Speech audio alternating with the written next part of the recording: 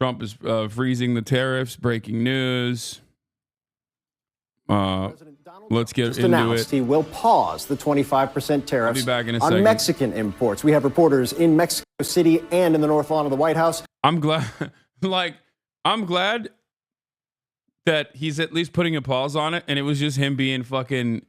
He was doing like what is the madman theory or whatever. He was behaving Nixonian like. So he's putting a pause on the tariffs. Oh, I'm pausing them. It didn't make any sense. Oh. Let's go straight to CNN's Valeria Leon in Mexico City for the latest. Valeria, midnight was the deadline here where tariffs were supposed to be implemented. They're not now. Why?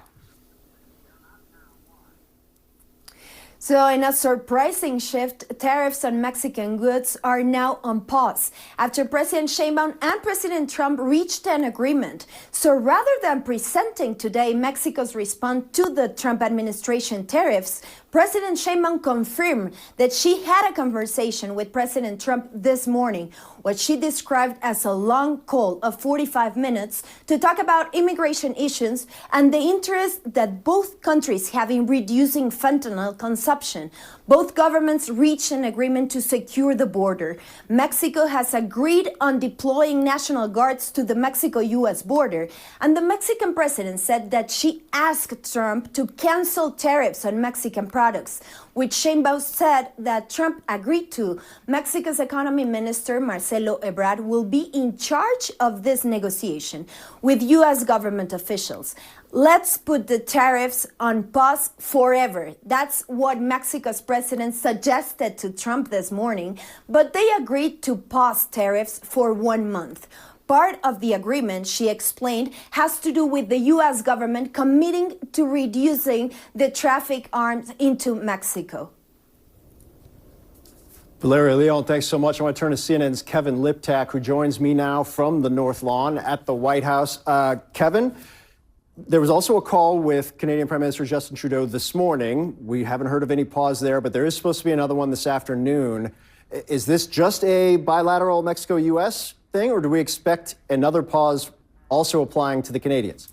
Yeah, at this point, this only applies to Mexico. And I'll tell you, after that phone call with Justin Trudeau, officials I talked to on the Canadian side were not all that optimistic about a last-minute reprise from these tariffs. But of course, they have scheduled up this follow-up conversation at 3 p.m. Eastern time. And it remains to be seen whether Trump will extend the same 1 month pause on those 25% tariffs on Canada as he did on Mexico. One thing that we've heard from officials this morning is that the negotiations with the Mexicans that occurred throughout the weekend were going much better than the conversations were going with the Canadians. We heard that from Kevin Hassett, one of the top economists here at the White House earlier this morning. Now, I think the big question is whether or not this is a huge surprise. We did hear from Donald Trump just last night that he didn't expect anything dramatic to come out of these telephone calls. But on the other hand, look at those numbers on the screen. The stock market, at one point, the Dow Jones Industrial Average was down almost 600 points this morning. Donald Trump is attuned to nothing more than the stock market. And I think there was a sense, at least among some of his outside allies, that he was looking for an off-ramp here. Now, one of the big questions in this tariff battle is what exactly Trump was looking for from Canada and Mexico. That had been a point of extreme frustration among Canadian and Mexican officials. What quantifiable metric did he want to see them take in order to ease off these tariffs?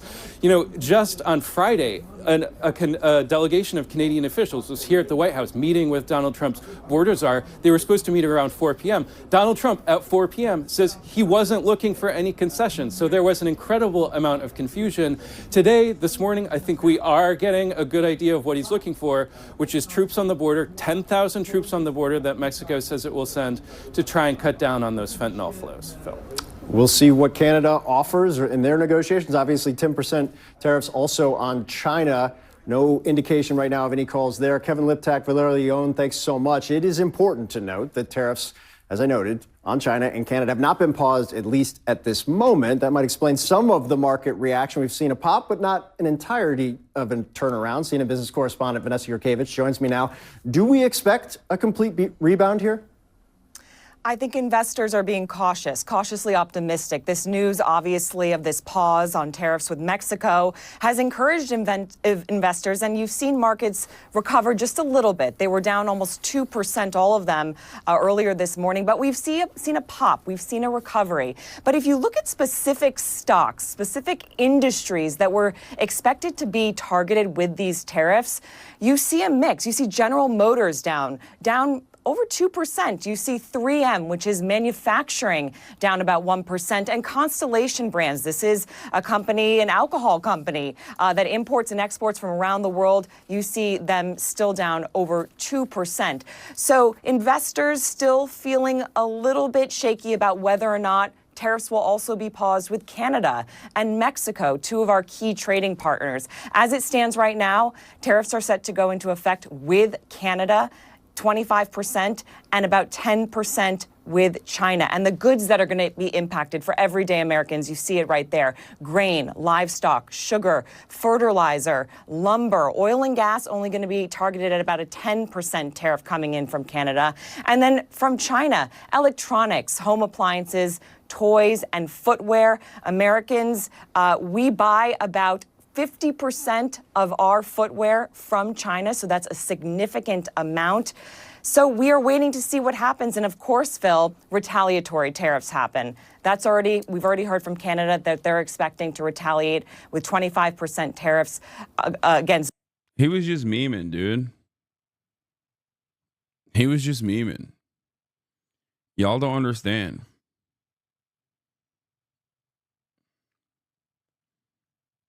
It was just meme style. He's just a little guy. He just wanted to.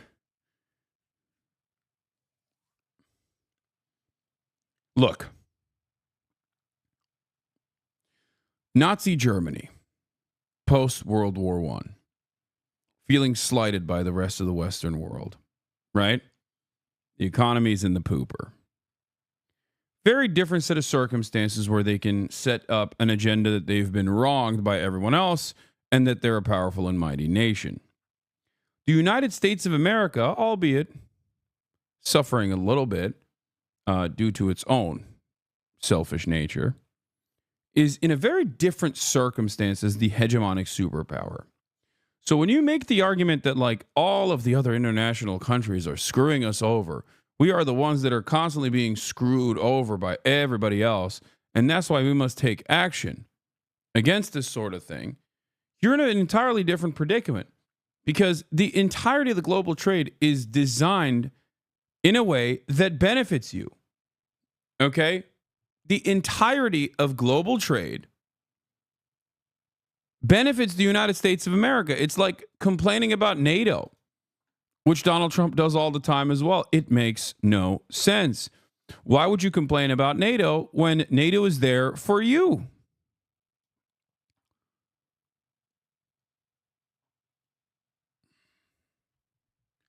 It's stupid. That's my point.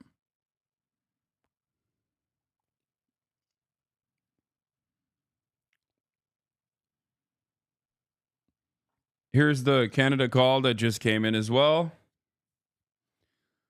Just had a good call with President Trump. Canada is implementing our $1.3 billion border plan, reinforcing the border with new choppers, technology, and personnel, enhanced coordination with our American partners, and increased resources to stop the flow of fentanyl. Nearly 10,000 frontline personnel are and will be working on protecting the border. In addition, Canada is making new commitments to appoint a fentanyl czar. We will list all cartels as terrorists, ensure 24/7 eyes on the border, launch a Canada-U.S. joint strike force to combat organized crime, fentanyl, and money laundering. I've also signed a new intelligence directive on organized crime and fentanyl, and we'll be backing it with $200 million. Proposed tariffs will be paused for at least 30 days while we work together. The most giga chat thing is Claudia made Trump admit the cartels are only armed because of the American weapons trade. Latinas stay winning. Yeah, Claudia is great.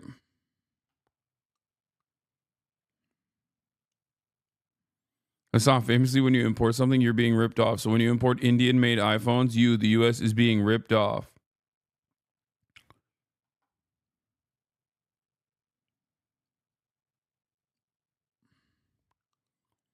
I think it's also very funny that they're forcing Canada's hand into like spending money on the most nonsensical bullshit. Like, what is it? It was like 43 kilograms of fentanyl total that was apprehended. And before people say, oh, dude, that's a lot of like lethal doses or whatever. No, it's not. Okay. It's nothing in comparison to the metric ton of drugs that are being trafficked over the fucking border in general. Okay. Let alone border apprehensions are not, you know, they're probably not a long-term solution. I just don't understand. Oh, it's 43 pounds. Not even 43 kilograms. That's so crazy.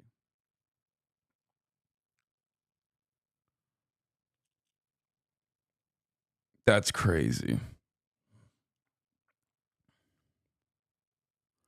To be fair, fentanyl is measured in micrograms, so 43 kilograms is a lot. No, it's 19 kilograms.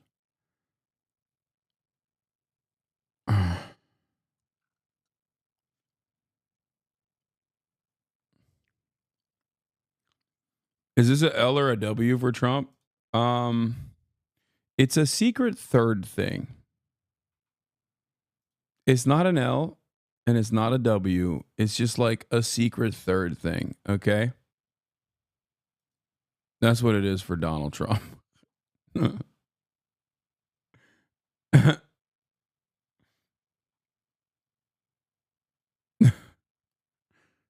It's not a W because he didn't do shit. He did the classic, like, create a problem and then simultaneously fix the problem. No problem existed in the beginning.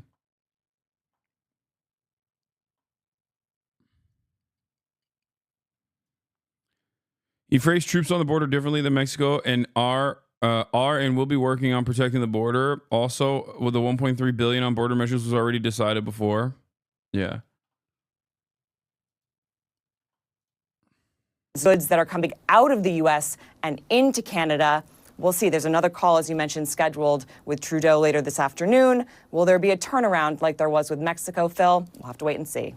All right, Vanessa Yukevich, thanks so much. Joining me now for more on this, former Michigan Congressman and Governor James Blanchard also served as the U.S. ambassador to Canada. Sir, the biggest question right now is this the start of a complete turnaround, or is Donald Trump planning to split this on some level, and Canada is still going to have to face the tariffs? Do you have any insight right now? No, I think there are people hoping there'll be some sort of deal soon and work things out. It's harder with Canada because the basis for attacking them it's ridiculous. Trump is accusing them of being a national security threat. That's absurd. We share all intelligence. We've been allies with Canada since World War I. There's minuscule amounts of fentanyl coming in from Canada, and there are more migrants going north to Canada than south from Canada to the U.S. So the basis of all this is absurd. Hopefully it'll get worked out. But if we don't, the prices in Michigan and elsewhere, cost of living on food, cars, automobiles, will go up. It's inflationary. And look, everybody who knows anything about Canada and trade knows what I'm saying is true.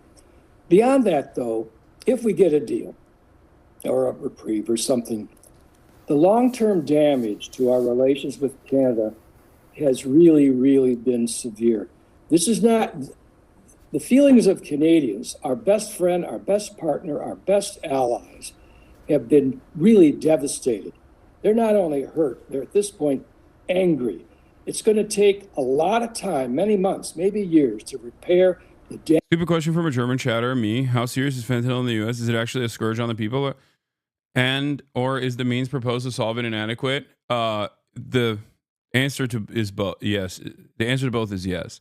Yes. It is a massive, massive problem. Okay. Opioid overdoses are huge in our country.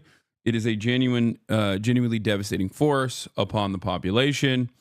And maybe unsurprisingly, the second part of the question, the answer is still yes. Our solutions are inadequate. in the past couple of decades, since fentanyl became like an issue of ginormous importance, the only time opiate overdoses have actually lowered year over year was under the Biden administration, which is ironic because they did it with harm reduction measures. The Republicans constantly complained about it. And also the Biden administration never actually hailed that as a heroic effort. You might have known about the Biden administration harm reduction efforts and their success because you watch me. I've talked about it. The media rarely covered it. The Biden administration did not even choose to do any sort of promotion of of these programs, or rather, they did do promotions of these programs, but they never really promoted how successful that was. And it is truly, truly shocking. The people that are most responsible for this, they have names, they have addresses. We know who they are.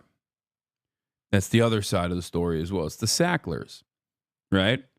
Purdue Pharmaceutical is owned by an incredibly wealthy family, and a family of incredibly wealthy people who personally were invested in the trafficking of opiates and the marketing of opiates. They set up think tanks, harm reduction facilities, pain management facilities, and greatly overprescribed OxyContin, told doctors to do so. This is the reason why Americans got addicted to heroin. Were they punished? No. Jewish family. I love this notion that it's like, it's only, it's the Sacklers. Sacklers are a Jewish family. That's what's most important here. You know, their religious background.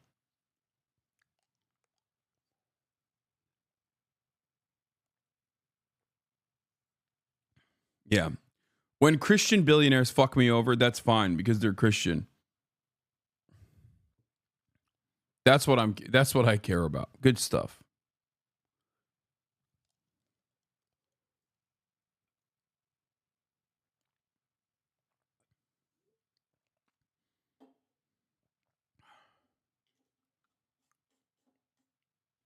Nan Golden got the Sackler name taken off of several museums through protests over their oxy dealings. Okay, but they should be in prison.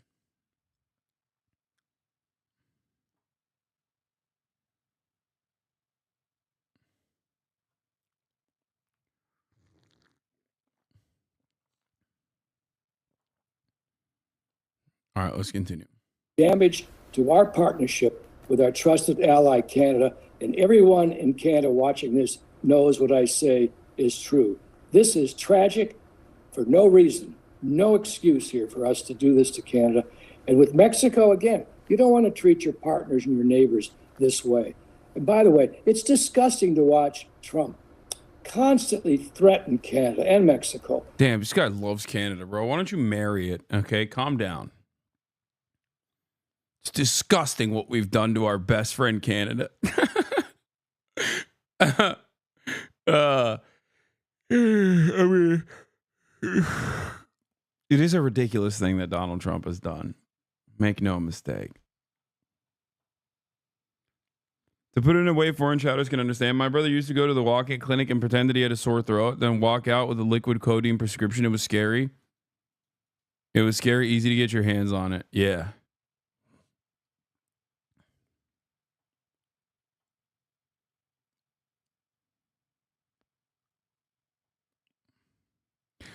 I mean, he did it again, man. The mad lad did it. The more I think about it, the funnier it gets. But like, Donald Trump used to do this all the time. I guess we forgot, where he would just be like, where he'd be like, I'm going to shake things up a little bit.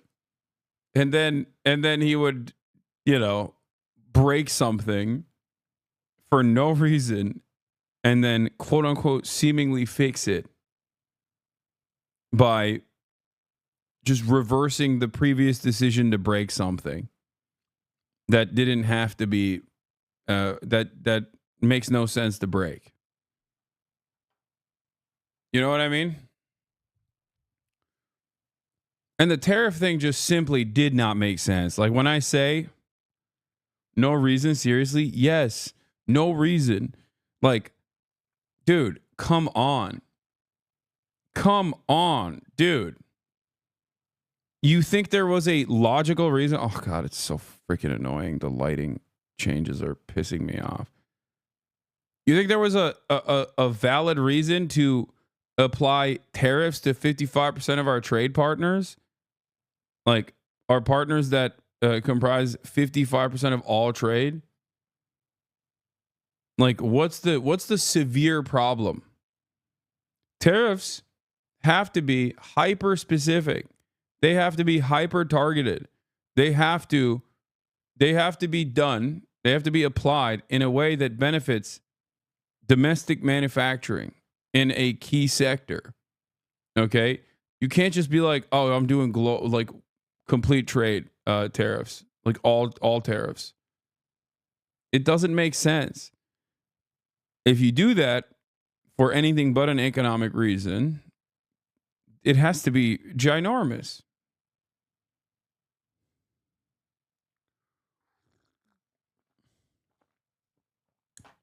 You mean like Canada did? Yeah, no, that's a great example. Canada's counter tariffs are perfectly reasonable because it was a counter tariff. It is a retaliatory tariff. Yes, that is an appropriate way to do tariffs because you're hitting the nuclear option because your psychotic neighbor decided to go after you for no reason whatsoever. So yeah, that is logical. Because notice how that's a defensive posture there. It's basically to say, hey, we'll make your economy scream as well. We'll make sure that your key businesses are undermined. We'll lower trade from you, and we'll go trade with Canada instead. That's it. That makes a lot more sense than being the United States of America who kickstarts the tariffs to begin with. Also, it seemingly worked, you know, considering that Donald Trump backed down and put a pause on the tariffs anyway. So what are you talking about? In Canada's case, constantly threatened Canada and belittle them as he's moving on. Like I love that the impact of the retaliatory tariffs was successful. So successful that it caused Trump to back down. And there are still chatters in here being like, you mean like what Canada did? Your Nixonian madman theory might be right. Yeah, that's what I'm saying. They just like it doesn't make sense. It doesn't make sense. He's basically saying like I'm fucking insane. Okay, don't mess with me. I guess. That he could agree to change your mind on the tariff. Well, we can always look. What I'd like to. It seems like this must be a negotiation tactic. This sounds so insane, but friends in the Canadian government have told me that he hasn't privately conveyed any other actual demands. This is what I'm saying. This is what I'm saying. There's no real reason for it. Okay?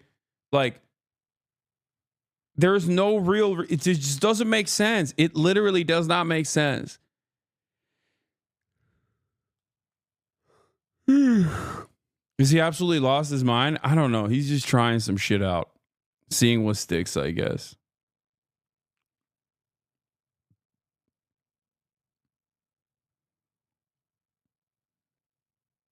I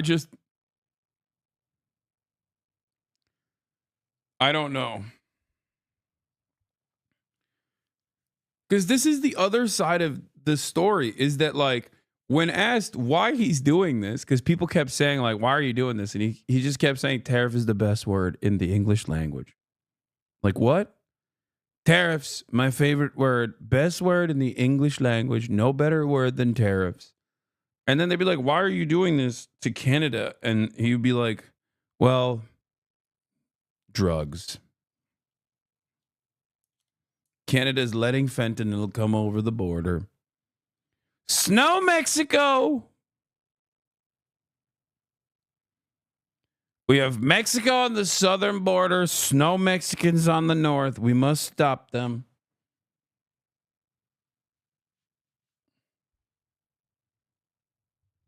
Like,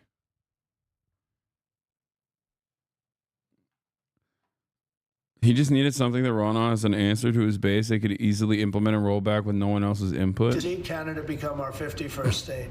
We give them protection, military protection. We don't need them to build our cars. I'd rather see Detroit or South Carolina. Another part of this story that I'm a little bit alarmed by is the Republican reaction to it. The Republicans have been just like begging to invade Canada. You know, in this process, like we all went from like, haha, that's not going to happen to like Republicans be like, no, we actually want to kill Canadians. Like, can we please annex Canada? And it happened relatively quickly. It happened overnight. And it is a bit alarming.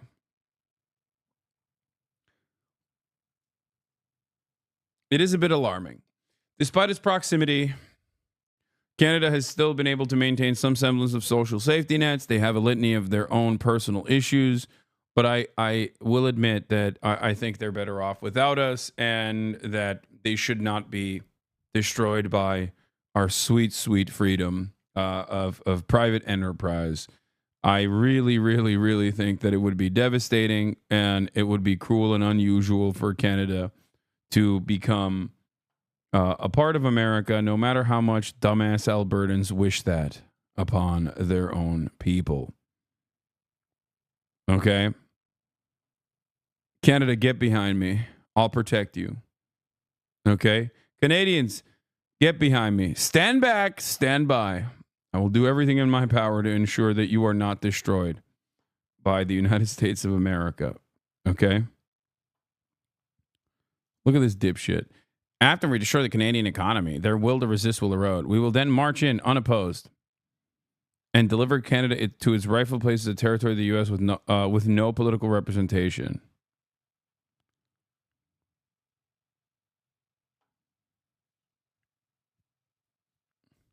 Honestly, you seem disinterested about annexing Canada? Yes.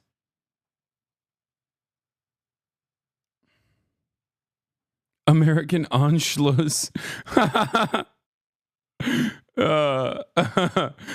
That's funny. Yeah, shit's popping off with U.S. aid.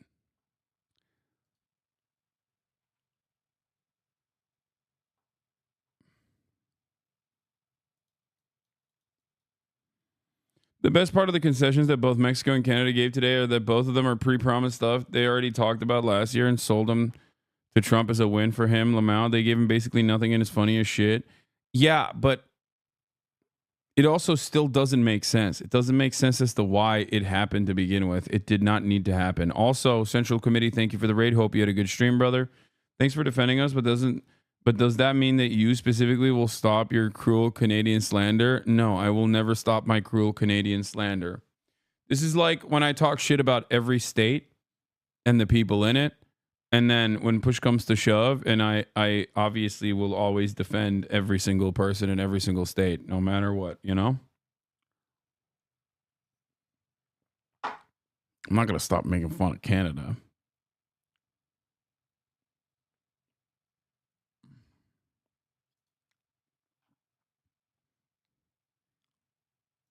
I don't know what's going on with the ending of U.S. aid. Like, I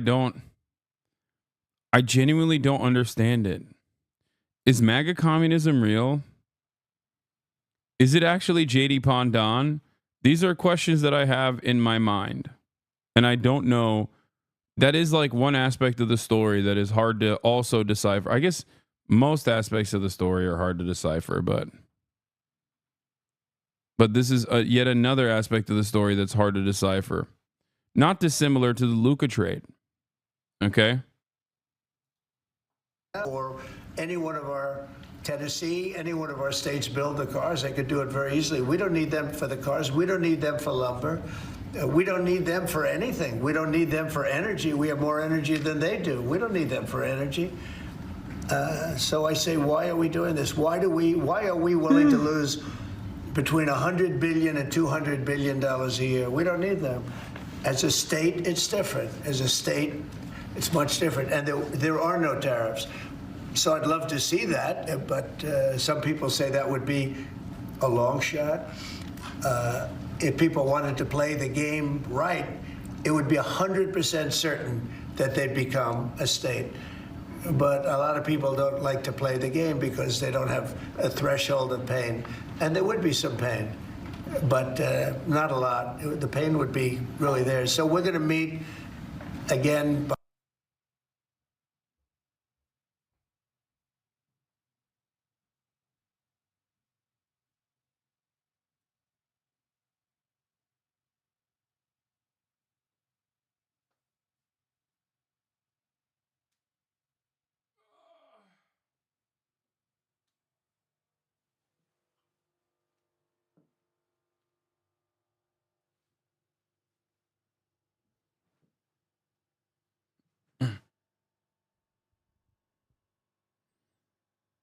Don't jump. Some dudes are typing in own a pixel chat that you want to debate with him. Lamau, who's own a pixel? Trump announced he's cutting off aid to UNRWA. Least surprising turn of events. Also, the Biden admin, still following the Biden admin attitude here. What is this? When most people hear tariff, they think about how it sounds like sheriff and taffy combined. Delicious, yet deadly.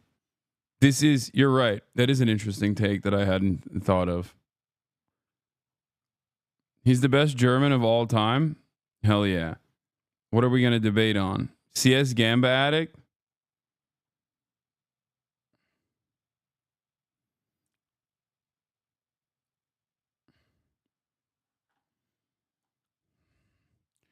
I think if America forcibly annexed Canada and tried to turn it into a state, you'd see some. The Quebecois would teach you the meaning of real terrorism. Okay. Like the Quebecers already are angry being a part of Canada in general. I can't think of anything worse. Like, dude, imagine you're a Quebecer and now you have to be a part of America. Oh my Lord. They would make the IRA look like a tickle party, I think.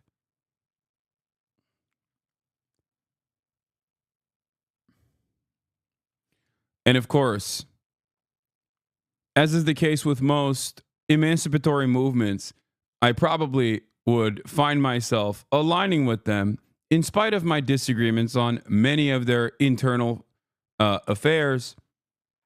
And then maybe people would write articles about how much of a radical terrorism lover I am because I'm not simply on board with forcibly annexing Quebec.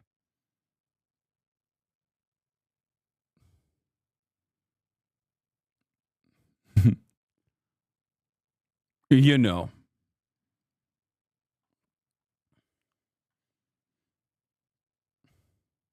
UK won't get tariffs as we don't produce shit. Most goated US vassal state. Now what? Israel? Oh.